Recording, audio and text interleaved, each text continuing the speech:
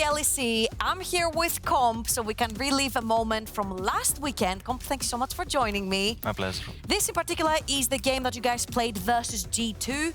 First things first, you guys were 2,500 gold down, 16 minutes in. Your gold lead was mainly onto the Tristana and the Kennen, the two champions that you wanted to be on, and your side lanes were doing great. If we bring up the minimap as we play the clip, you'll see that you've got Larssen heading towards the top side of the map. And talk to me a little bit about setting up these side lanes and pushing them through.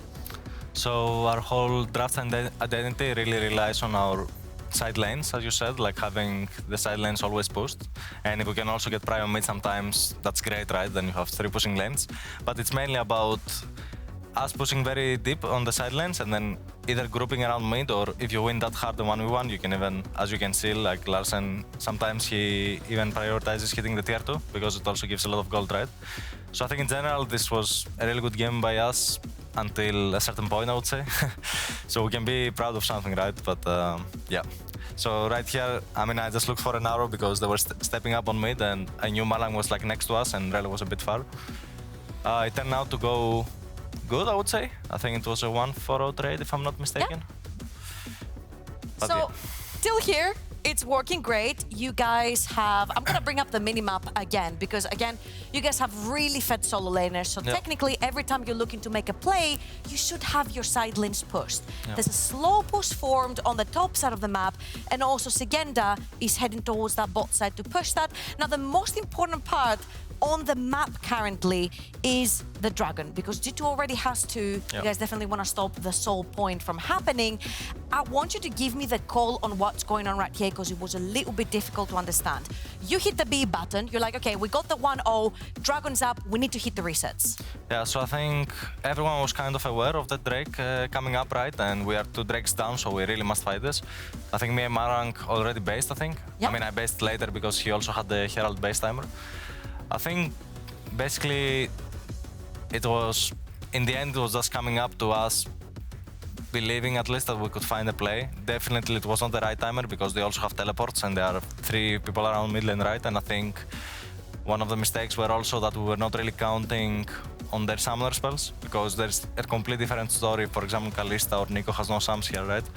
But yeah, this was definitely a big mistake by us, and I think this really snowballed because I think if a team has 3 Drakes around 18 minutes of the game, you can pretty much always get a very early soul, even if it comes down to 50-50 smites. So yeah, I think we had the momentum up until this moment. For sure, I would say early game could be a bit better from the bot side perspective. I think they should never get 2 Drakes so easily. I think bot lane matchup was just not really good by us. I think we could do better on that. But other than that, yeah, I think our macro was really on point until... Yeah, after that mistake, macro becomes harder, right? Because they also get a big leads, they got 2 shutdowns, so yeah. 3 dragons, you have to play for the next one, right? Yeah, it was very rough afterwards, I would say. Well, I really hope you guys, I'm sure you guys went through this and you understand what your mistakes were. Your early game was great. Your mid game was something that you have worked on as well. Comp, thank you so much for running me through this. I'm sorry I had to make you do this, but thank you for accompanying me. Now, the Spanish rivalry between Team Heretics and Koi is in full force, as this week the 2 organizations find themselves facing off in 3 different leagues. Let's check in with LVP's Noah on these Spanish powerhouses. Una nueva rivalidad ha llegado este 2023 a la LEC pisando fuerte. Heretics y Koi vienen desde España con una legión de fans detrás que no dejan nunca que este choque pase desapercibido. Heretics llevaba tanteando el LoL desde 2017, cuando jugaron en Segunda División Española, y luego en 2019 compitieron en Primera de la mano de G2 como G2 Heretics. Pero fue en 2022 cuando finalmente entraron a la liga bajo su propia bandera, el mismo año en el que Koi debuta en Superliga. En Berlín esto os viene un poco de nuevas, pero Koi, Heretics, Ibai y De Gref y compañía llevan ya un tiempo tirándose pullas. Puede que esta rivalidad no tenga tanto recorrido a nivel deportivo, pero las grandes figuras tras ambos conjuntos hacen que de forma inevitable en suelo español este partido siempre levante ampollas, y es que nunca falta el pique entre las 2 organizaciones. En una semana, Koi y Heretics se enfrentan 3 veces. en el Last Chance Qualifier de Valorant, que fue victoria para Koi, en el bracket inferior de grupos en LEC y el próximo martes en la parte inferior del bracket de playoffs de Superliga. 3 encuentros que no dejan lugar a segundas oportunidades. El que pierda se va a casa. Mientras que algunos opinan que es un enfrentamiento demasiado joven como para llamarlo clásico, Koi y Heretics se están cruzando tantas veces en tan poco tiempo que ya es un clásico verles el uno contra el otro. Una batalla que se libra en el juego, en redes sociales, en la grada y en el co-stream. ¡Vale! ¡Vamos! ¡Vamos! ¡Que sí!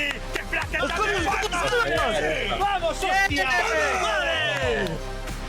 En la LEC es Koi el que adelanta a Heretics. En Superliga, sin embargo, es Heretics el que gana el duelo directo. De ahora en adelante, cada serie es a vida o muerte, y tanto las carpas como los herejes quieren acabar con su rival.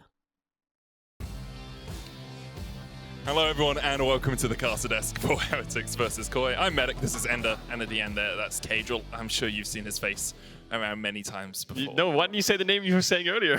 you had a really good introduction. Yeah, already. I like my You're job. pussied out. I enjoy my job, but I just like as I would prefer to be diving in Malta right now, casting League of Legends. Oh, so you is a hate close us. second. Yeah. So you hate us. Not a good start to the us. cast. You specifically. Yeah. Ender, I really It's like. not a me problem. Yeah.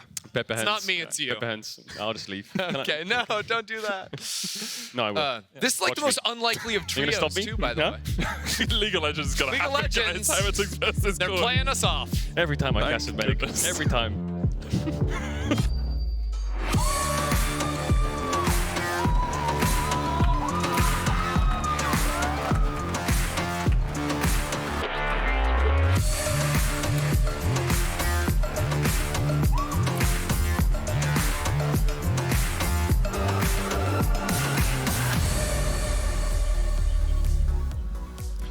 And let's get into the draft for game 1 of this best of 3. Some big stakes on this series. Tell us about it. If Heretics lose, they are out of contention for season finals. If Koi win, they are into our season finals alongside BDS, G2, and Mad Lions. Yep, that sounds right to me. Now, you guys talk You about said the that draft. with a lot of conviction, so I'm my just gonna believe you. I've done my job. You guys can talk about draft now. Well, Tristana ban coming out already. Maokai ban, I think these are very standard things you'll see. Jay, Sejuani, also kind of high prio. Nikioani have fallen off since 13-12. Nerfs, you're looking at things like the Kaisa as well to see if Heretics want to go for a first pick. Yeah, of course, like, top lane's a bit of a weird one because we've seen the Rumble being floated around here, but I'm not convinced everyone plays it, right? Neither of these top laners actually have a game on it just yet, so we'll see if that enters the discussion. It actually just enters the ban phase. Heretics not going to deal with that, but sort of makes sense, I think, with some of the picks that Evie historically goes to. From Valorant to League, he just nails it on the head, doesn't he? He calls the Rumble, boom, gets banned. That's Easy Ender for peasy. you. Man of many talents. And speaking of Valorant, by the way, this is a matchup that I was literally casting 2 days ago between Koi and Heretics. Wait, it who was won? also Who won? an elimination match. It was Koi. Oh. 2-1. It was a close one. So, I don't know, that rivalry across games. Koi have the upper hand. Heretics need to bounce back. Yeah, and Heretics. I'm sure Jankos is thinking, you know, guys, we lost 2 days ago in the Valorant. Yeah, they took that personally. Now, you know? Look, I'm just trying to spin up a narrative here, okay? Let me have to do my thing. Took that You personally. haven't used the word Legacy, Dynasty, or Kings. It's not an LEC narrative yet. That's true. Well, LeBlanc ban coming through, Jace ban. We'll see if the Kaisa gets banned away here as the last one. Of course, Tristana and LeBlanc are really powerful mid laners right now. I'm surprised Vetheo denying those, and I think the power of Heretics first picking the Kaisa is the flex potential. Vetheo There obviously it happy to goes. play it in mid lane, Flakked able to play it on the bot side as well. So now the question is, what is the first selection for both teams? Sejuani first pick, you know, Jankos, classic. You can easily go Renekton on 2-3, Rell. but it's going to be Rell. Wouldn't be surprised to see Koi take away something like that Sejuani then. Azir is open, which is a power pick for Larssen. Larssen kind of reminds me of BDD. Azir is open, me lock in Azir. Works all the time, works really well for him, so I'm not surprised to see that getting picked up. I think Koi have an easier Renekton on 3 here if they want to go for that for Szygenda. Caedrel can work very nicely too. Unlike BDD, though, Larssen has not won a game Oh, on really? this split. He's played it once and lost once. BDD hasn't lost. Yeah, exactly. 100% win rate. So, Heretics now looking to answer. You could go bot lane if you wanted. You could also try and answer that mid lane with the Azir, Xayah, Rakan. Very strong, but it does give away the fact that Rell is going jungle. So for now, flex something into mid here and then see where Koi want to go for their AD carry. Do you blind Caedrel here to just keep Abby safe on the 4-5? You know, it's something they could invest in. Maybe he's going to play a time. Oh, they're going to kill the Rell flex, it looks like, and just show that Jankos is going to be playing that. Ivern's still up, so he's not going to go in that direction by the looks of it. It's a bit confusing to just drop the Rell flex straight away, but they're going to deny the Renekton instead by the looks of it. Are we sure they have their headphones on all the way? Maybe they're just listening to exactly everything you're saying and then lock in their Renekton on 3? Yeah, well, what's the counter then? What does Szygenda play into that? I feel like he could go for Cassante, but Jax is a really powerful champion, I think, especially into Renekton. It's very volatile, but with Sejuani, I think you're definitely favored in that regard. Wouldn't be surprised to see Koi take away things like the Rakan. Poppy is something I'm thinking about as well. Possibility for Heretics, depending on what Koi pick up. Ooh, it's the Quinn counter to Renekton. We just got real LPL up in here. We did. I'm surprised to see a Quinn here. Normally you see Quinn, like you said, yeah, a couple of players are playing it. Keen was playing it, Doran was playing it in the LCK. And now we've got it here in the LEC. Yeah, of course, the big ones there, the E can sort of interrupt the slice and dice your range. You're going to be punishing. You can take the Ignite as well for more fighting in lane. The Grievous Wound's also going to be really effective. The basics of this lane is when Renekton tries to E forwards to trade, you just E him. And you just kick him in the passive, teeth. And yeah, you just kick him in the teeth. You said it, Ender. You really want to unlock the Quinn as well. Getting her out of lane to make sure she can roam around is really important because she can control those side waves with Static Shiv. Poppy ban coming out here, not surprised to see that. With the Rell flex being available, I think covering off Poppy Rakan is your best option. Yeah, I'm wondering like how aggressive Koi can end up getting in the side lanes later on into the game. Because like if you just have like full push, then you push out, you roam really quick up to the team, even without teleport, you're just flying across the map. You have sort of unlimited map pressure in a 4-1 setup. I really like that Kalista ban actually from Heretics. If you look at Koi's comp, you know, something like a Sivir would slot in if, you know, the ban phase allows it, or an Ashe.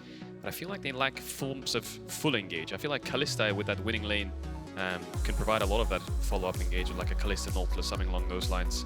But we'll see what direction Koi goes in. Yeah, I feel like Koi, you almost want to play maybe a little bit more top side in the early game. Maybe the bot side, you take something a little bit more scaling along that line to bolster up the team fight. But again, probably looking like melee support, of course, here next to Sejuani, just give that front line. Do you think it's worth to take Rakan on 4 here for Koi? You know, you won't really get counter pick value in that sense. You're last picking AD, but you deny the Xayah Rakan, which I think Heretics might want to look into.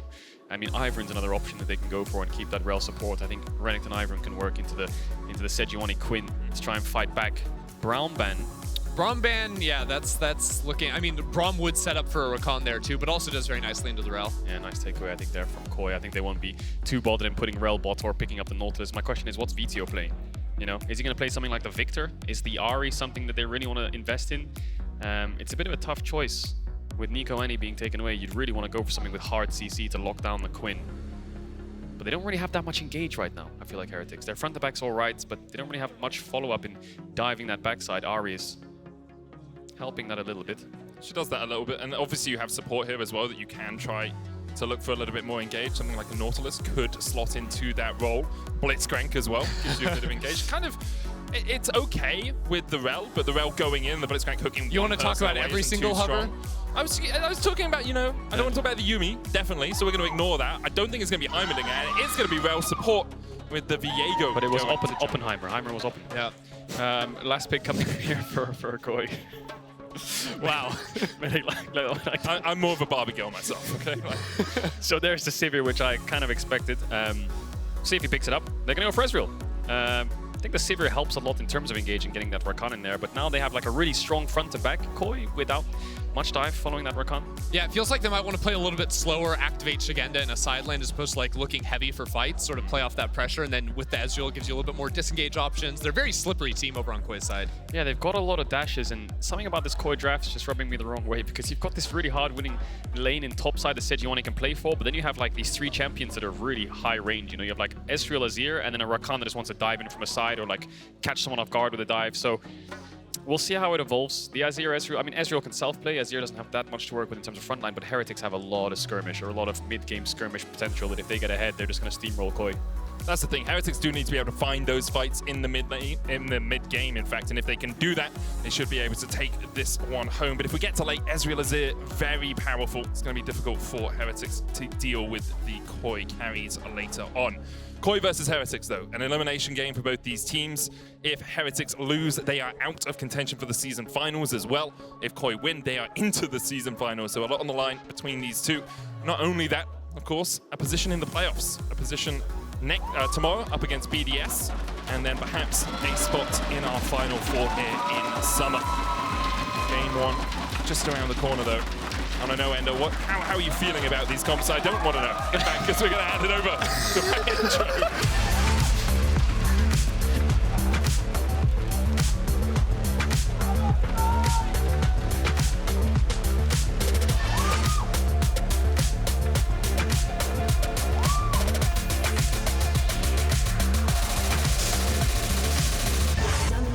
tell it's been a couple of weeks since I last I love it. I love it. Your mind's still like 10 feet under. He's basically a diving instructor at this rate, and now he's just talking smack to us all cast. I feel like usually this happens in bot lane. Yep. 5 players run through, support sees him and walks away. But if Upside Szygenda down. had been pushed into one of those bushes, Whoa. burn the flash. It's flash cleanse on Szygenda as well. Okay. Going for a little bit of extra safety against the Ruthless Predator for Renekton. Mersa he's still waiting up there. Still wondering. Now he's going to base. Vetheo now the next person to tread into the dangerous waters that are the top lane bushes. They're adventurers, really. Yeah. Indiana Jones got nothing on Vetheo. Yeah, he scouted those top brushes. Auditioning for the next series, you know? Compass TP. That is correct. What does that mean, Caedrel? Look, it's just another AD carry that can go into a side lane. Comp's running TP. Normally you see that on something like a mage like Ziggs. I guess he thinks he doesn't really need a combat summoner. This makes me wonder, is Advienne saying farewell comp at level 4 and just kind of roaming around trying to get top ahead? I think that might be the case. I was going to say, something tells me that Ebby is not going to be allowed to really play the game this time around. I think that's got to be the game plan, especially like as soon as Szygenda has cleanse in this lane as well, like Ebby can't even flash stun him. There's just literally nothing you can do here. You're just going to get bullied and hope that you can get like 3 minions away. And it doesn't surprise me that they're going for these kind of counter picks and playing strong side top. You can see there on the stats, Ebby's really been struggling throughout the split. Been giving up a lot in his lane, sacrificing himself a lot for the betterment of the team.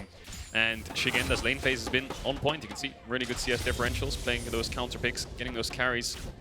And you can see already with that, actually went for the W. Actually quite smart there, because he went into the bush, doesn't go for the Q. But this is a horrible start already for Ebby. He's had 2 creeps. And look where Malrang is too. Malrang, all 3 camps on his top side, instantly looking to run in. Not even to like gank top lane, but just going to go for the invade. Szygenda has the push option for him to go ahead and support in the jungle. So Malrang going to be happy to get this vision down and make sure that Szygenda can keep the push up. I wonder if he hangs around, you know. I wonder if he just stays around on that ward and just plays with it to see when Jankos is going to start that top side buff. Looks like he's hovering around mid right now. I think for Malrang, the best thing to do is not show. Maybe he can get Vetheo's flash though. Vetheo holds the flash, uses it as the Arctic Assault comes forward. First summoner burnt there by the Koi jungler. He needs to go back top side. He sees Jankos there, and as much as Malrang wants to get level 4 and clear out his bot camps, he could flash smite that. Would be a very I knew he would do that. You just got Malrang, Jankos! It's such a Malrang play, isn't it? Just now he's going to dive top. He's got Hex Flash as well, so... Yeah, he's got Hex Flash, Sejuani. He's going to try and zone them away, try and get some poke damage here for Szygenda. They can't dive this, can they?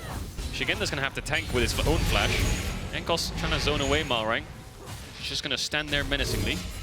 Try and threaten this dive to keep Jankos here as long as possible. Yeah, Malrang went for the phase rush option, so I didn't think the extended trade was going to favor him, but with getting that passive proc off on the E, it's a lot of burst damage, and he can play for the crab too and just maintain this pressure. Jankos can't really do anything. Yeah. Like, Gromp is the only camp he could start up and farm, but he's so low, even if he has smite advantage, he's on a ward. Like, Malrang's going to walk straight back in and go for the kill. He has a ward in the entrance, though, so he sees Malrang coming. He's going to have to run away. Malrang should just try and take this, but the problem is he doesn't have smite, so it's really awkward for both junglers. Jankos probably is going to take a reset here. I think Jankos as well, he'd be stepping back into darkness to contest the Gromp, so you never know. Ooh, Hex Flash tank. He's just taking everything. He's like, I don't need the Gromp, I want the Blast Cone, I want the Hex Flash over the wall. Vetheo, of course, still no flash, as he had pushed in mid. Malrang will be spotted. His Raptors respawned, but no. Look where Malrang's going to go. He's going to go back top. He's going to think about it for a little bit in that bush. Well, he's got Q up now with Hex Flash. He could kill Vetheo here, actually. There's no way. Vetheo path bot side. Yeah. Smart play. Well, all this was going down, by the way. Comp got a reset off, teleported back to lane, so he has a couple of longswords as well as the tier, whereas Flakked didn't have an opportunity to reset. They've been able to push down here because they knew Jankos was topside the entire time, so it's just a great early game on all 3 fronts from Koi here. Definitely. The only problem is, of course, you're playing that Quinn with cleanse against the Renekton. You don't have TP, so Ebby, it's a really tough matchup right now, but he'll have TP to regen. Szygenda might need some kind of push out or take a base now with this wave coming into him. Szygenda has kind of also burned out all of his mana, so it's kind of hard to keep that poke up inside the lane, like actually like looking for a kill. As, well, Jankos just stole away the blue. Malrang was looking for him. Jankos took the Scuttle Crab into the blue. As the push in mid as well from Vetheo, who TP'd back to the lane. Larssen yet to recall. It means that he hasn't been able to really gain that lane advantage. And because they weren't able to catch Ebby underneath this tower in the top lane, he farmed up all that wave. So he's only about 5-6 farm back behind right now. Yeah. Which doesn't cost him too much in the long run. Getting some nice trades onto Mersa there. I think the beauty of it was the wave was slow pushing into Szygenda. We didn't see it, but you could see it on the minimap. Szygenda then based, trying to run back, thinking Evi's gonna base in TP, but Evi actually stayed, waited for him to base, pushed it out, and now he can save his TP if he wants, which really helps in this matchup. He will fall down around 10 CS when he slow pushes this wave out Szygenda, but he'll have TP. Oh. The classic. Yeah. Oh, lovely.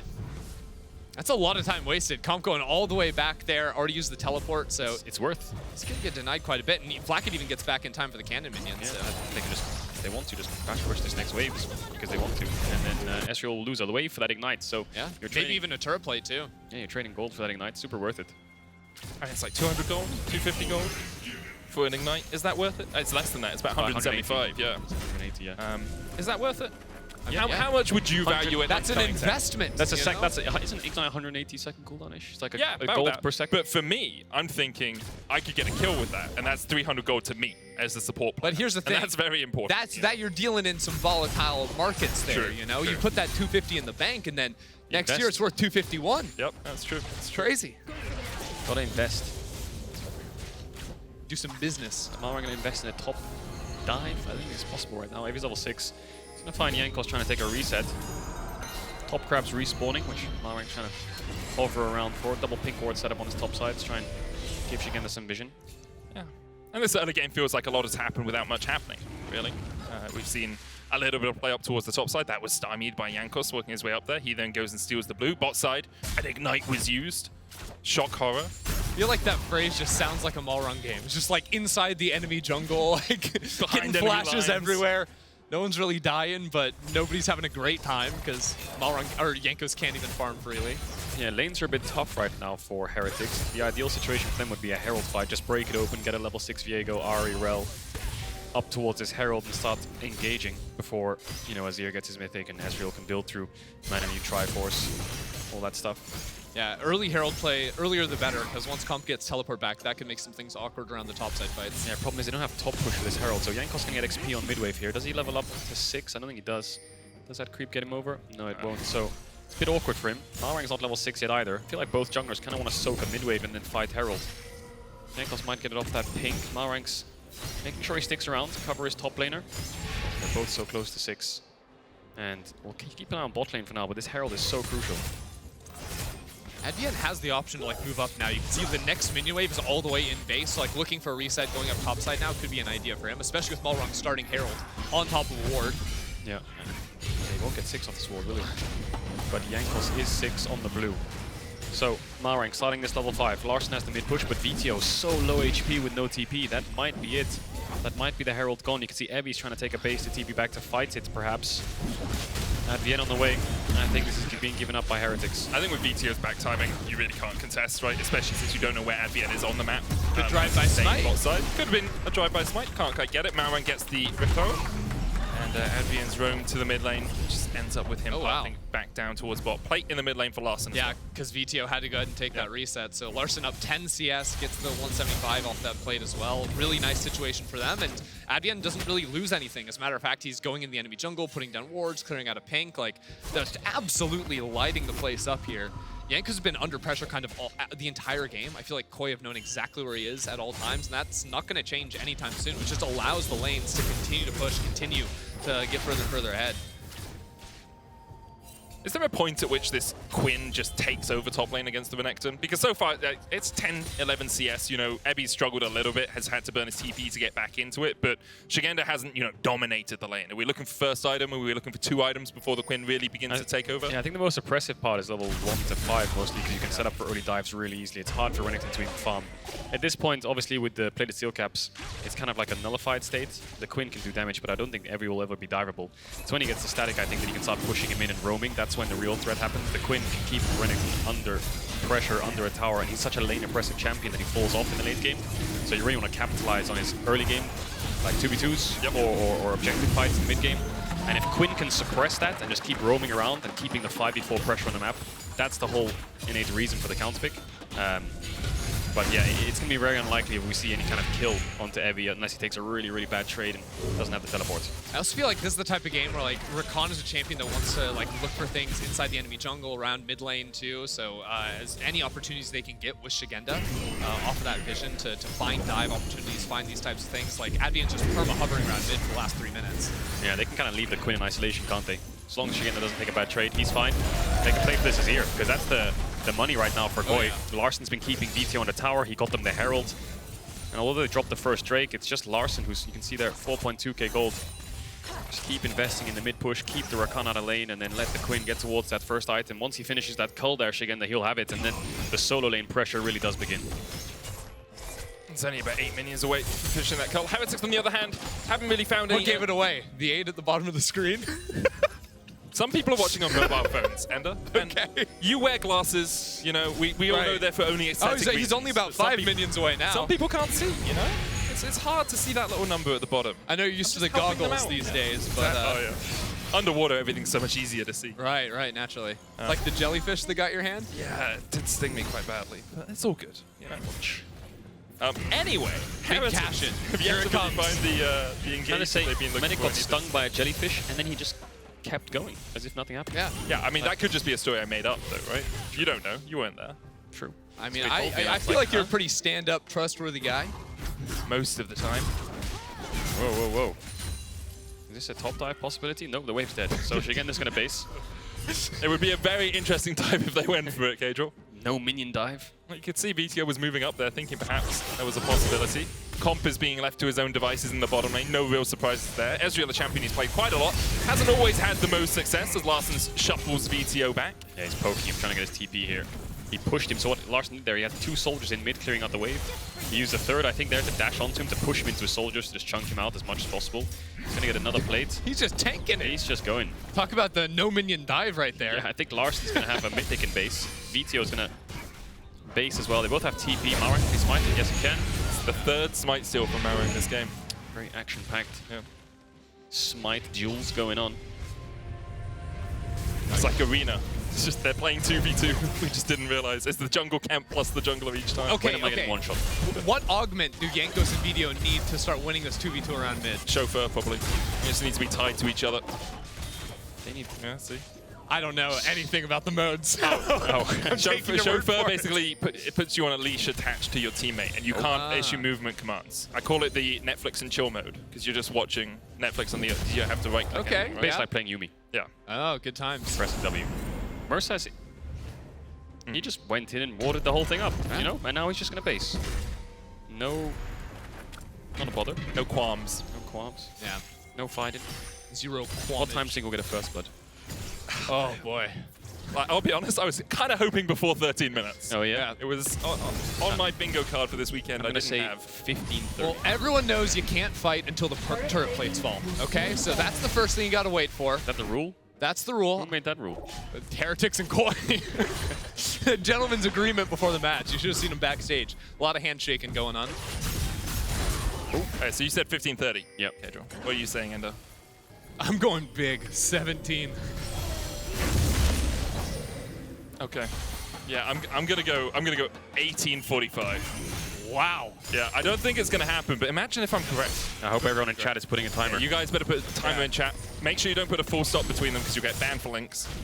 True. That's the way to look out for the little guy. Maybe it's here. Oh, Maybe it's early dive. Maybe it's Maybe early dive. Dominus. Can he clear the wave? The wave. All right. 6 minion kills. 6 minion kills. That was huge. Okay, so you can see the static shift. He's just one-shot in waves, and he's just hovering bot side. Double pink and keep threatening mid. Herald in 15. How good's your David Attenborough impression? Terrible. Terrible. Ender? Well, no. And here we see Jankos. I feel like yours is good. Towards the top side. Vetheo farming in the mid lane. The great savannah in front of him. Is it a lion or is it a boar? Who knows? It's a Berlin joke for you. Yeah, have some water. Clear the throat out. Yeah, thank you. There you go. Okay. One of you needs to take over. You know the bit with the lizard and the snakes? Well, where it gets chased? Yeah, that's what that was so insane. So I never watched. I never watched David. If we had Splice, it would work. Yeah, true. I watched Meerkat Manor. Meerkat Manor fans. That was a great show. Back on the I don't know, the Animal Network? I don't know what it's called. Well, it's Herald spawn, and there's 4 people up here, so surely... Surely someone dies. Don't call me Shirley. 15-20. It's possible. Here we go. Oh, 9 I got seconds. 8 seconds. 7, No, 6, no, I lose. 5, 4. I will say the latest First Blood all year was a minute ago. Thanks. 14:22. The latest First Blood all year was 1 minute ago. LEC was 1 minute ago. Oh boy, are we in for a record. It's a history maker. You know what? They should just keep going now. You know, you've broken the record already. Just get to 40 minutes. Smash the thing. I mean, yeah, that'd be nice. So I've been watching the Ashes recently. Big cricket fan, growing up in India. And most of today's game was rained off. So nothing happened. Hold on, timeout, because... rained off. Yeah, it was just... we might have to delay SK and Fnatic tomorrow if this goes on. Yeah. So just, the 18 might not be correct. So when it's raining, you can't play cricket, right? Because it's wet and the ball gets wet and you can't do it, right? Watching the weather reports to see if it was stopping raining, so far, slightly more interesting than this game. Gotta put that out Are there. we just making analogies to what was more interesting than... I mean, there've been some interesting moments, but as a play-by-play, my job is to shout. And when there's 2 color casters with me, I get to say even less usually. Yeah. So, but there's nothing to shout at, so exactly. you shouldn't have spoken for the first 60 minutes. Okay, I'm going to shut up until the First Blood. So you should have just muted. No, yeah, I'm full mute. I'm taking my headset off. This is a duo cast for the next 20 minutes, I can tell you that for a fact. We got 15 seconds until 17 minutes. And then Medic's winning. Wait, what did Medic choose? Actually, never mind, Medic, don't speak. I think he said 18:30. 18:30? I think I said 17. And Advienne, no, he's playing Rakan. Medic, sit down. No, nothing happened. Okay. Medic's actually muted his microphone. Yeah, he literally just asked our producer if he okay. could go sit in the crowd. It's a dragon fight. It's a dragon. We'll queue you in, Medic. We'll queue you in, okay? Or is it? If something's about to happen, we'll queue you in. Oh, there he is. You can just like hold the microphone. Literally more like, action near on your the caster desk. He's drinking water, like... Sure. Okay, no, this is it. This is what. Queen's coming down. Queen's coming down. Jankos is gonna steal it. zooming on through. Someone's gonna die here. Watch Vetheo on the flank. His charm can crowd control the opposition if he lands it. Comp's poking. Heretics, you want to fight this? Nope. No, Medic, sit down. All Medic, right, Medic, get out of here, go Medic. away. No, Medic, take the headset off again. Game over, says Advienne. You know what? Just keep going. Just break the record. We said 14 minutes. What's the longest what's First the Blood world ever? record? World record is because like... literally we've already lasted longer there was than a Mad game Lions with at Damwon MSI. in spring, Damwon. Their First Blood was at a Baron at 35 minutes or something. Holy. And they First Blood, and then they won the game. Hold on, Evie is now looking on the roams. He is cosplaying Quinn at the moment. Medic's in the crowd. Medic's in the audience. Hey, look at him. Medic's in the audience. There's no way. This guy goes on vacation last week. Medic is sitting in the audience, watching the game. And I think, can you play-by-play? Yeah, we can do this. Okay. What I want to know is, do we get to split his day rate? Oh, he's coming back. He's coming back. Oh, boo. Unbelievable. Boo. We missed 18 minutes. I mean... Wait, Medic, good timing, Medic, good timing, Medic, good timing, okay. No, flash away, Evie, with the stun, Mersa coming in. What a timing! What a timing! Kill him! Kill him! His headset fell off, Medic, get it back on quickly! 18 minutes, 40 seconds. That's awesome. Action has begun. Larssen fell. No flash. 18:30. You got... So, let me get this straight. You got the timing of the kill right. You went into the audience, high-fived everyone, came back for the First Blood, and refused to elaborate. Scripted. That is scripted. Strike, actually, what so. the hell? Oh my... Well... Incredible. All right, let's get the slow motion replay on that one. Can we get a slow motion of Medic just like coming back, putting his headset on as he's getting flashed on? That was crazy. The whole gang showed up. Advienne a little bit behind Mersa. Just yeah, he didn't get to move really. Big kill for Vetheo, has been struggling in that lane phase. Larssen was getting the better hand of him with the Heralds, with the mid-tier one. You can see he's still 800 gold up. Larssen going for the Rabbit on second. Maybe more action coming in here. And Mersa rushing in. Looking for the knockup. Comes going to jump away. Flashes as well. Advienne dash away with the grand entrance. Flashes away. Szygenda's here. Szygenda's on his way. But the Feather Storm from Flakked will keep him at bay. That's the power of the The Quinn can just join these fights on sides, pushes out top all the way with that static shift, 2.1k gold advantage, and with the tier 2 top being down, means he can push it all the way into tier 3, which gives him around a minute to 2 minutes worth of time to work around with. You can see Ebby's going to push in top. I would love Larssen to go up towards top side and catch that wave. You can see he's moving up there now, and that means they juggle all three lanes perfectly, and Szygenda takes over bot, so good macro here by Koi. Yeah. Larssen with the Unleashed Teleport can just go ahead and free farm up on the top side of the map. I mean, they're going to be back on map to like get vision control over top side, maybe even play for enemy blue buff. It's perfect, isn't it? Push in top all the way, base, run bot. Your bot lane then base and takes over mid while Larssen moves top. And now you'll do the exact same play, just reversed. You'll ult again and run towards mid or top or base. You have so much free time, and I think Koi are playing really well to unlock Szygenda. 4,000 gold ahead right now as well. You can see that sitting in the mid lane, and obviously on Szygenda, 2.5k. His pocket, Gale Force complete alongside the static shiv. That's a Rabbidoobies. It's just a typical Koi game, right? Like, this is the Koi that won last year, or at least Rove at the time. You know, get laning advantages, win the game by not really fighting and just taking everything off the map, and they've done exactly that here.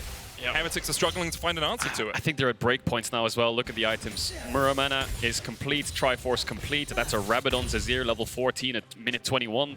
Quinn, we talked about, is already unlocked, and the other two are just engagers, right? So these winning lanes from Koi have worked out beautifully. Heretics have found nothing. Jankos was suppressed early with the pushing lanes, and they haven't really been able to fight an objective. They gave up that Ocean Dragon, they gave up both Heralds. They're probably really frustrated at this point, wanting to start a fight, because their comp needs to fight in this mid game. But it's so hard for them to actually like, group up with numbers when every single lane of yours is just getting pushed in, not just to the tier 1 turret, but the tier 2 or tier 3 turret. Here we go. Step forward, looking for the engage. Magnuson coming out as Vetheo, charms him up.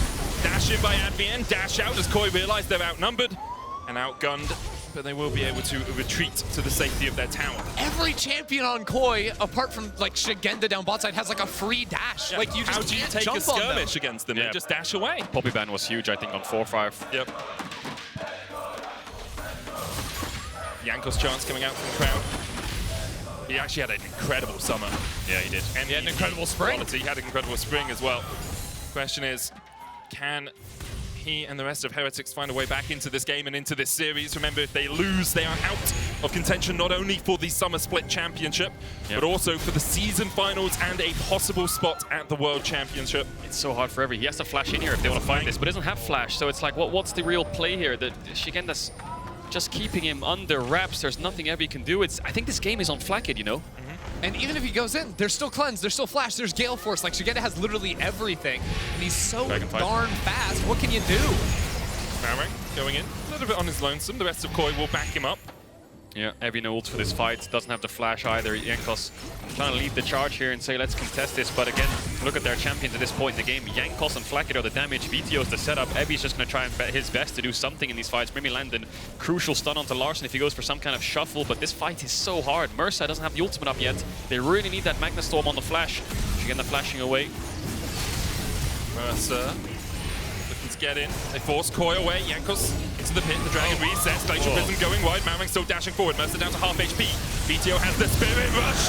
Jankos secures the Drake, but here come Koi. And they've already found one Mersa down. Alongside him, Ebby sent to the graveyard. That's going to be Baron straight away for Koi. You can see they're all rushing towards it, and with the triple threat comp, triple carries, they should just burst that Baron down. Ebby couldn't really do anything in that fight. Vetheo was zoned away in low HP, and then Larssen just slam dunks the fight, doesn't he? Mersa finally has the ultimate back up, but it's too late. Yeah, absolutely nothing you can do. The chase down from Koi, way too strong.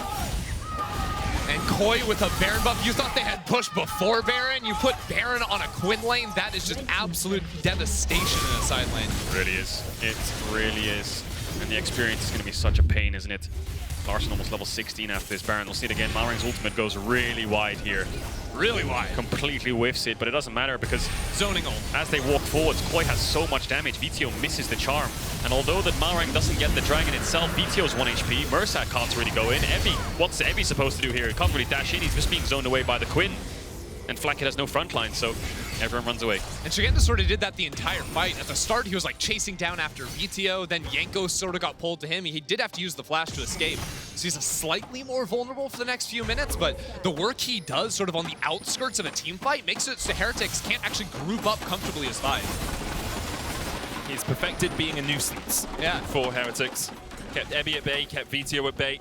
It's very tricky for them to ever approach a fight, and now the 1-4 split begins. Szygenda can catch the mid wave that's currently only at the tier 1. The rest of Koi work their way down towards this bottom lane. Baron buff remains on them for the next 2 minutes. As you said, Caedrel, experience very much in favor of Koi as well. Larssen, a full level up, comp 2. Yeah. Heretics are really looking to do something quickly because you can see the push happening in mid, the double stack inside the brush to try and find an angle. But he wants to flash in there, but he just got chunked out. It's the Ezreal Azir range. They can't gap close. Heretics found wanting once again. They will lose their tier 2 in the bottom lane. Wave in the mid lane being set up by Szygenda. Minions about to bolster him. I just think Heretics' draft really needed skirmishes. They really needed fights to happen level 6 onwards around objectives, but Koi never gave them a single fight, and now they're at the points where they're just completely outscaled, completely outranged, and they're 7k gold down. Maybe a TP flank from Ebby here. Look at him, yeah, he's going in. He has to go for it. There's no other play left. Bomb flashes away early, stun onto Advienne. Glacial Prism wide by Malrang. Larssen pops the stopwatch in the middle of them all, but the Emperor's Divide comes out, and Larssen able to take out one with his dying breath. He finds the kill. Comp, do you have the dash back? Trying to get across this wall, but can't get close enough. 3 kills over 2 Heretics. All right, Heretics find a team fight there, cost him a teleport and everything to make it happen. But they get the 3 kills, push Szygenda out of mid lane. Heretics have something left to go. There we go, finally. A play that works in their favor. Great TP flank there from Heretics. Ebby just coming in, making sure Larssen has nowhere to go, and he already uses the WE here. Watch Larssen on the Azir. He's going to use the dash early because Mersa flashes forwards, but already gets stunned up. Jankos lands a stun onto Advienne, and as much as Advienne tries to come back and peel here for Larssen, there's really nothing he can do. The pushback is good, but Ebby doesn't get pushback, and Comp uses the E, doesn't have the flash. Ebby dashes through, tries to reset the E with the Q's landing, but is unable to do so. 3 big kills over to Heretics. It seemed like Koi sort of changed their minds in the middle of it too, because Szygenda like channeled his ult to try and run down into the fight, even though they were already on the retreat. Maybe had a chance to play for the inhibitor and get a larger win out of it. Still did manage to secure that tower. Now the Baron buff has expired. Even after that fight, I just don't think it changes the state of the game. Koi still have a huge lead in their solo lanes. They're still going to have the pressure across the maps. At least now, there's going to be something to fight over in the next few minutes with Infernal and the Baron in 3. They needed something like that to happen around 10 minutes ago, really, didn't they? Vetheo at least has caught up a lot in experience. He's almost going to be level 16 now, but you look at the champions themselves, with the 1.4k gold lead aside, Rabadon's Leandry's, Zhonya's Azir versus this Everfrost Horizon focus. Vetheo needs a Rabadon's quick, and then he'll be at his strongest point for the rest of the game, only really going downhill from that point onwards. So as soon as he gets that Rabadon's, can we check how much gold Vetheo is sitting on? Because he needs it ASAP. 1.4k. Still needs a little while, maybe a couple more waves, and he's got it. And then once he gets that, maybe there's a chance he's going to have to sell something like the Doran's Ring quickly. There's 30 seconds on this dragon. I think Heretics probably just going to have to give it up and just hope for the Rabadon to be complete before Baron. I think a lot of it does come back to the lack of hard engage that we talked about a little bit in the draft for Heretics. Like they can find engages and skirmishes if they get a flank TP off when they open up the map a little bit more, but before that, it's Mersa trying to jump on people and all of them have dashes. It's a charm trying to land and everyone has a dash, or it's Ebby flash stunning someone and everyone has a dash. It's like, how do you actually find a full-on engage against this team? I think the other problem when they come into these objective fights, they have to sort of walk together as 5 players. Otherwise, again, Szygenda is just going to chase off the one solo flanker. It's really hard for Vetheo to go in from the side. He's still looking for it, but Koi are fully aware. Yeah, he's sitting on a lot of gold as well. I think Heretics should just give this, but it looks like they want to fight. Looks like Heretics is, if they lose this fight, it's quite possibly the game. Your mid inhib is open. There's a wave pushing in mid as well. You can try and fight it, try and get soul point, but it's not soul. Ezreal no flash, and they have flash on the Renekton. I think they're saying Ebby ult over vision, flash stun this Ezreal. They see him, he flashes in, he gets the stun onto Larssen, but Larssen has the stopwatch off in time. Mersa in the pit, already he's fallen. Ebby doing quite a lot of work on the back of the fight though, as Comp dashes across the wall. In the middle of the pit, Malrang forced away by Flakked. He manages to kill off Szygenda. Ebby falls as well. 3v3 flash feature for Vetheo, catches the flash of Larssen, but he can still dash across the wall and get himself to safety. Jankos chasing Malrang down towards this bottom side, but Comp and Larssen have so much damage left in the tank. Flakked can't do anything apart from Jankos. Then get another kill. Jankos turns into Comp, steals away the Ezreal, heartbreakers over the wall, and will manage to get to safety in the end. A 3-for-3 with Dragon going to Heretics. Honestly insane. Heretics get another good fight. It goes dead even here. It's all Ebby starting off on the flank on top of multiple charms from Vetheo. Unreal that the Heretics got this fight. They're so far behind. Vetheo manages to do a lot of CC, but it's Flakked on the bot side actually that wins against Szygenda and Malrang together. Managing to get those kills. The Quinn has a lot of gold for Koi, so it's just Larssen against the world trying to fight back with Comp. The front line's gone, the range is all they have left, but this charm from Vetheo makes it so they can get in that range. Larssen no flash. but he manages to get the dash away as well. Then they collapse onto Flakked. Vetheo really wants to reset here, maybe TP back if they can extend the flight, but Flakked's kind of cornered here. He doesn't really have anywhere to go, so eventually has to rejoin here. Jankos gets the reset and manages to get out. It's a 3-for-3, but Koi are on the Baron. Flakked just reset. TP's coming in now. Vetheo also just reset. Vetheo has the TP, but Flakked doesn't. They need to get this down quickly. Can Jankos do it? Jankos has the heartbreaker. Vetheo goes in, spear rushes out, manages to survive already. Oh my god. Together. Heavy in the pit, stunning of Larssen as well. Advienne and Comp forced up towards the top side, and there's another as Vetheo goes on rampage. Comp knocked up. Jankos steals away the Rakan and gets himself a double. And now the Baron in Heretics sight. What a comeback, 7,000 gold down. Baroned up, Koi sieging them 5-6 minutes ago. You fast forward a little bit later on, they're the ones with the Baron. The gold lead is shrinking. Jankos popping off in these fights, getting the resets alongside Vetheo and Mersa. Evie finding ways to make sure that he can lock down Koi, and without this front line, Koi are collapsing. This game looked completely impossible for Heretics, and now that's 3 fights in a row. They've pulled out of nowhere, coming back on big item power spikes, the TP in from Vetheo, and then cleaning up shop. Now they're the ones with the Baron. The pressure completely flips. Yeah, I really thought this game was done, the amount of control that Koi had with these 3 ranged carries, but you can see the gap close. Mersa just full sends it, doesn't he? Vetheo should have died here, but he doesn't get the damage down because the charm lands onto Szygenda. Doesn't get the damage out, he just manages to escape, and then Szygenda's dead. The reset comes in. Now Jankos is Szygenda. Really fed Quinn, gets the reset, gets the kill, flashes, dashes forward with the ultimate, and then boom, Baron's gone. Yeah, Veteo's charm also interrupted the E from Quinn, which would have been enough damage, I believe, to actually get the kill on Vetheo. Yep. Maybe turn things slightly better back for Koi. Yep. But now it is Team Heretics with all the pressure in the world, finally on Koi's side of the map. And don't forget, we've got an Infernal in 2 minutes. They're on soul point. Yeah, jungle mid support is playing out of their minds now. Massive props to every TP flank. Flakked doing his best in those dragon fights as well. And now Siege coming through. They need to get these towers. That'll even up the gold deficit. Flakked looking for the bot tier 2, and you can see Larssen's building towards the Banshee's Veil, which, I mean, the only real magic damage they have is the Ahri, but he needs to make sure he keeps that. He doesn't have that much peel. Vetheo gets Szygenda's Gale Force. Yeah, Cleanse will be up in a few seconds for Szygenda, and then he's fine. But going into the next fight, Guardian Angel for Evie, triple stopwatch also complete for Heretics. Yeah, if I look at these top laners, even with the 2.2k gold lead to the Quinn, I think the Renekton is way more useful.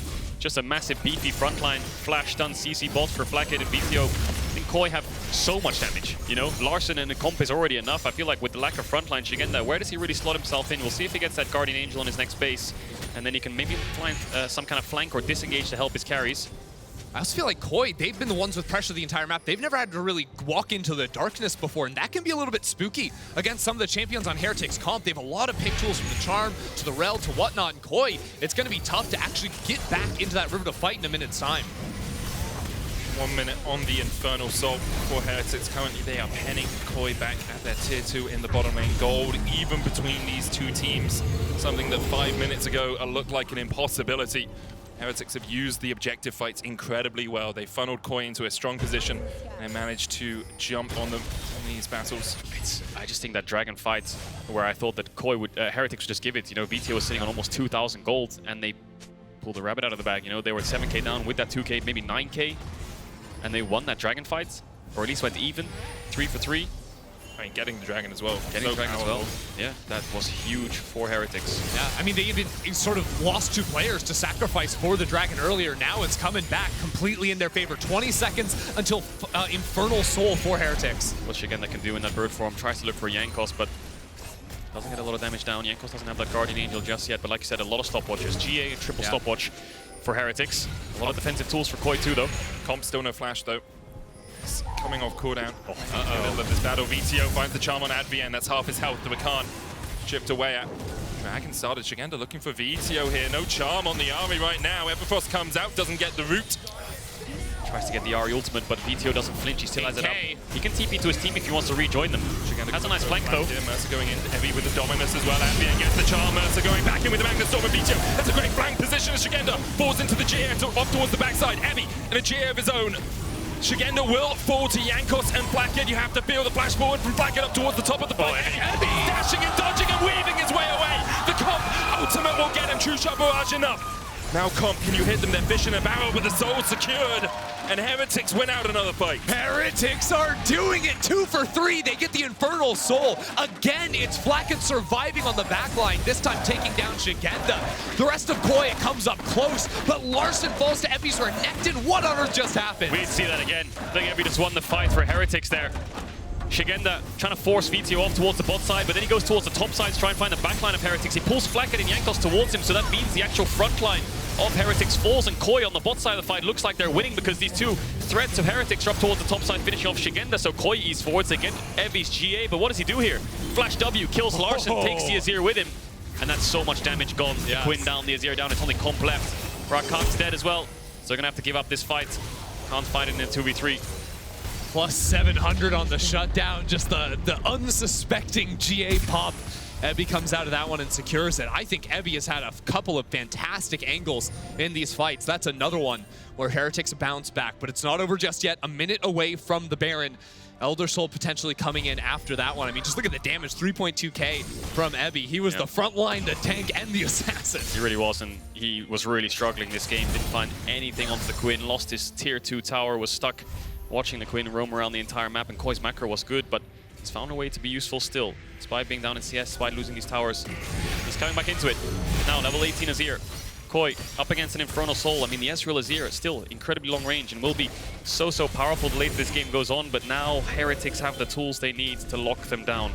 Flashes are available for Larssen and Comp. 15 seconds on the Baron. Does Koi just try and rush it down after this next mid-wave? Evi's bots with the TP. Heretics have to face check into this top side. Scuttle Crab up for Heretics means they do have a little bit of vision around the Baron alongside the ward just next to it. Koi will push out the mid lane.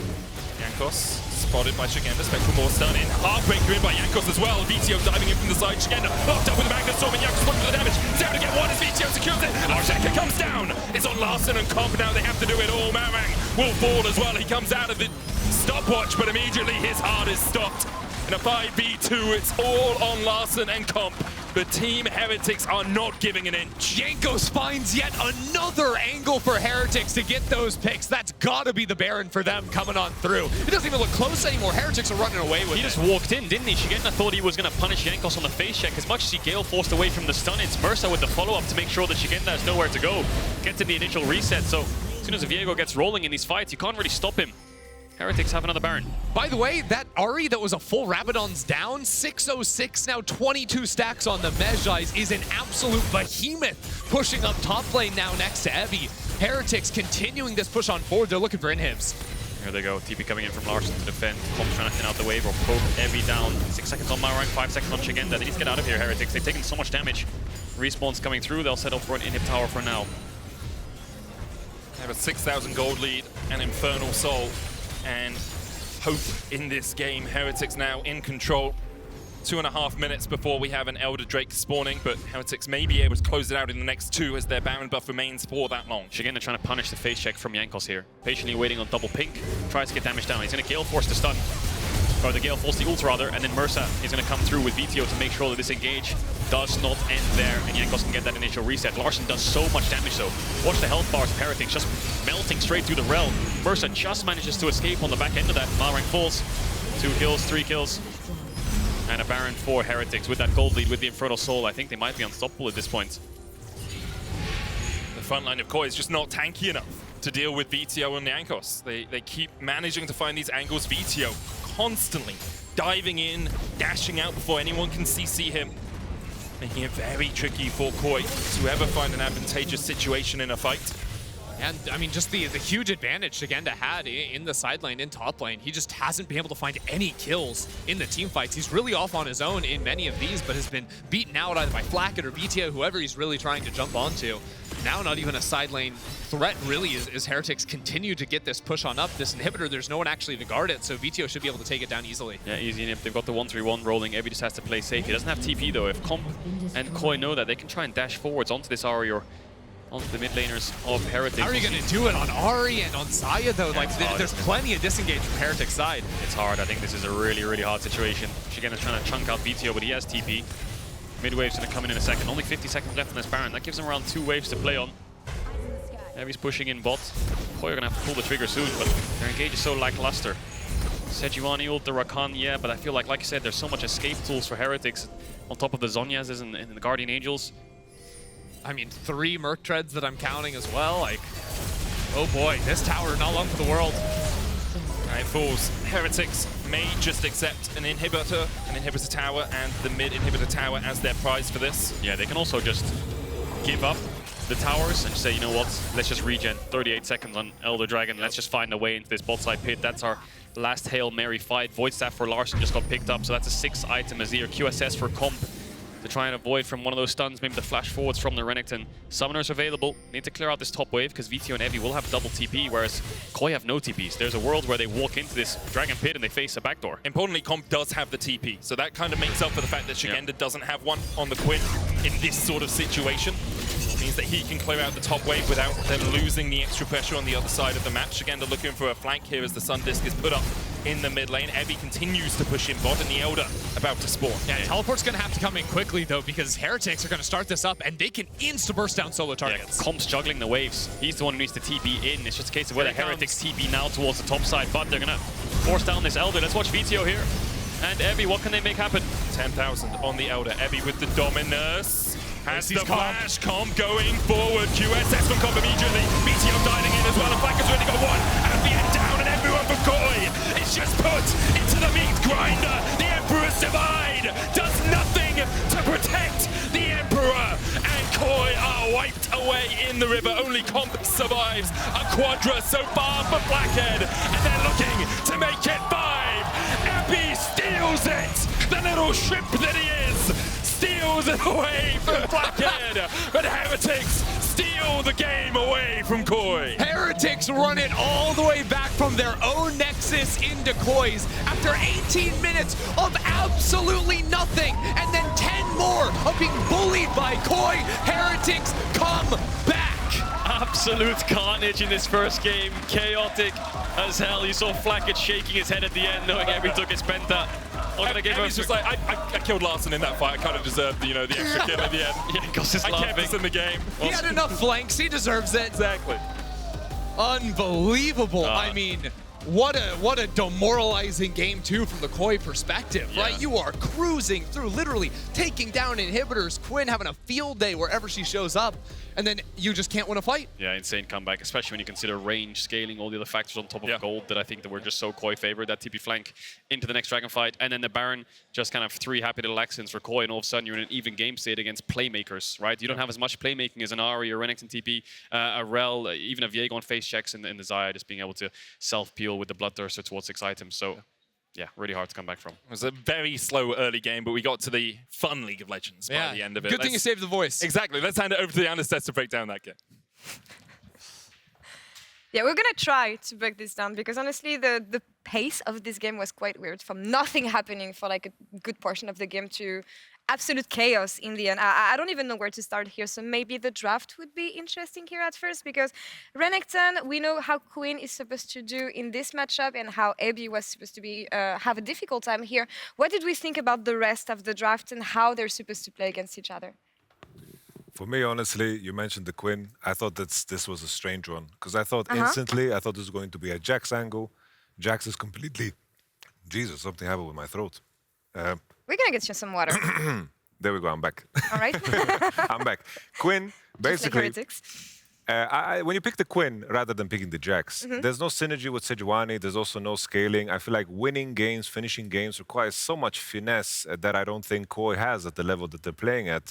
Quinn needs to be able to drive the game and make sure that the pressure she has through side is enough to leverage into something meaningful, but it just never happened in the fights. And I think in a lot of ways it reminds me of the first series as well, where we have one team that's just drafting somewhat standard front-to-back team fighting. The other one has a lot of playmaking and tools to create something bigger, but it's just so hard to pull off, and it definitely didn't work out for Koi here. I mean, it feels like the Quinn didn't have the impact that was expected in the early game because I was expecting AB to fall behind way more, but actually he managed to stay afloat here, leading us to the latest first blood of this season at 18 minutes and 40 seconds. How do we explain the pace of the early game here and why things developed the way they did? I think in the context of just the draft that Rogue had, I think Koi, sorry. Generally speaking, I think they are pretty strong laners, and I think them being on the back end of having the Sejuani Azir into Viego Ahri. Viego and Ahri are the ones that need to be the ones pushing forward and create chaos in this game, because in an even game, Sejuani and Azir should be very, very happy to progress. And then additionally, the only thing that they need to do is to secure the Renekton, but Quinn and Sejuani together are not going to be able to dive. So it's all about just setting up for Drakes and taking small wins. And then as the fights progress, always mark the flanks to make sure that your Ezreal and Azir are protected. But this is just something that didn't happen by the time Renekton found those flanks. And I feel like that's what they tried to make happen. If we can look at the 23-minute fight from Koi's side, which was the Dragon one, Broxa, because here, that's what we saw. We were trying to... Yes, there you go. Yeah, so around here, we finally started seeing some action and some team play. So we saw Koi with Comp pushing in the mid wave, forcing Vetheo to respond. And now Koi is grouped up.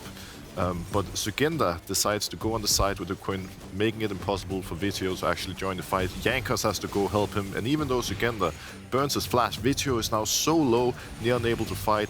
Koi groups up again as a ball. You can already see the health bars on Heretics side being so low that just unable to fight, unable to do anything. And this was partly due to Szygenda having so much pressure on the side and just making it really, really difficult for Vetheo to rejoin after he caught the mid wave. I think in that scenario, Vetheo simply has to either not take the mid wave at all or TP back to his team, because once Szygenda was onto him, there was just no way back. And it also translated into a Baron for Koi, which was huge. Baron, but that didn't quite the impact that I think Koi was wanting from this, because again, I think it's really hard to play around this Quinn. You want to split, you want to play on 2 lanes, and this was Heretics' opportunity to come back in the game here, seizing these opportunities around Ebi actually playing really, really well on the flank that he set up here, Yamato. I think the key thing here is that when you play this type of composition, you want to break the tier 1 turret, the tier 3 turrets. You need to make sure that you stack waves, and then when you're collapsing into the turret, that you actually 5. And it's so important to actually cover your flank, and this very well placed TP ward behind them made sure that they could take a situation where they were caused 5v4. Oh, and now, as we see next fight coming up, this is a very chaotic one where there's so much going on all at once. We're fighting on so many different sides, but finally Heretics comp is starting to come online. We saw in pretty much every fight, Flakked was left untouched, or at the very least hiding behind, you know, his front line and just taking over each and every fight. This one, of course, didn't work out. Wow. It could have. Exactly the way they wanted it to, but we started seeing the signs, right? And the longer the game progressed, the harder the game got for Koi, because that team comp just wasn't as great in fights. And we see exactly where things shifted here, Yamato. Now, my end, right, is like as the fights progressed, I feel like Team Heretics actually realized what they need to do with their composition. I think I want to give a special shout out to Evi, recognizing his role, Vetheo too. They needed to break the fortress that Koi, of course, needed to build with their composition, with the Azir and the Ezreal. They basically walk around like turrets. You can't attack them head on. And I think that Malrang, the Rakan, and of course the Quinn need to make sure that they are defended and push out the champions that are flanking, but they just found too many easy ways of connecting. You get that one kill, Ahri reset, Viego reset, and the game becomes very tough in those fights. We had the info that Koi selected red side on this one, so staying on the same side here, is there anything that we would like to do or see, rather, from them here? Maybe coming from the draft and something easier to execute? I wonder if from the side of Team Heretics, I was surprised to see the LB ban. I thought they were going to go for a Xayah over LeBlanc, first pick lock-in for Vetheo, but they looked very good on Ahri. I hope that Koi just take away the Renekton. I think this is a champion that, of course, Evi hasn't shown too many good answers into. He goes to the Santa, and Renekton's very good into it. And maybe if you want to slam the Seju, make sure that you pair it together with the melee champion. If you give the Renekton, at least play a Jax that is inherently, in my opinion, very broken on the patch. I think for me, I just want a simple, easy to execute comp, because that's mostly been what's been working today. Heretics, of course, did have, you know, some champions that require a certain amount of execution, but all in all, they have go buttons, and while Koi did have the Sejuani, it just wasn't enough. It seems like a stable front line, clear way of engaging, 2 strong carries in the back that you can easily peel for, and then you're good to go. Yeah, I'm giving them more agency going to the mid game, because it seemed that it was the issue here for Koi. But what we'll see about this one after the break, because Team Heretics take the first step here to stay alive, and we can see if they can close out here in game 2. We'll be back right after the break. You could flash smite that. Would be a very Malrang. I knew he would do that. You just got Malrang, Jankos. It's such a Malrang play, isn't it? I mean... Wait, medic, good timing, medic, good timing, Good timing, okay. No, flash away, Heavy, looking for the stun, Mersa coming in. What a timing! What a timing! Kill him! His headset fell off. Jankos has the heartbreaker, Vetheo goes in, spear rushes out, manages to survive, we're ready to go Szygenda. Heavy in the pit, stunning of Larssen as well, Advienne, the cop forced up towards the top side, and there's another as Vetheo goes on rampage. Cop knocked up. Yeah, I give you.